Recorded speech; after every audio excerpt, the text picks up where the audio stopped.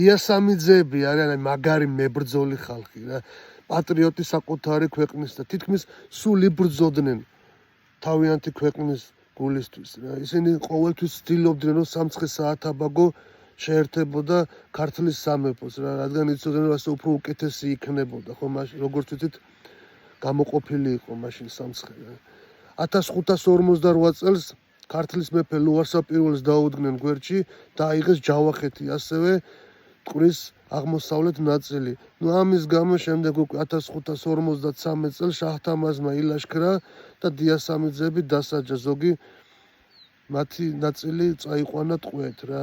1566-78 წლებში უკვე ჯაყელების წინააღმდეგ აჯანყებაში იღებდნენ მონაწილეობას.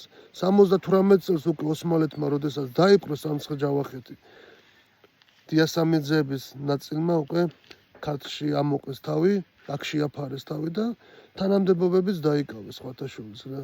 შემდეგ უკვე როსტომ მეფის წინააღმდეგ მიიღეს აჯანყებაში მონაწილეობა, ეს არ გამოუვიდა და ეს ყველაფერი პრივილეგიები რაც ქონდა და დიდგვაროვნება მათ წაართვეს რა. მოკლედ ასეთი დიდი ისტორიის და მებრძოლი ისტორიის გვარიშვილები ხართ გენაცვალეთ გულში და იამაყეთ ყოველთვის ამით რა. მე ვამაყობ რიგითი ქართველი მიქელაძე, მართლა მაგარი გვარიშვილები ხართ რა, გენაცვალეთ გულში. კომენტარებში დაწერეთ შემდეგი ვიდეო რომელ გვარზე ჩავწერო რა. ბევრი მოთხოვნა არის და ამიტომ რომლის გვარიც უფრო მეჯერ გაჟღერდება, იმაზე ჩავწერა, რომ არავის არ ეწყინოს. კარგით?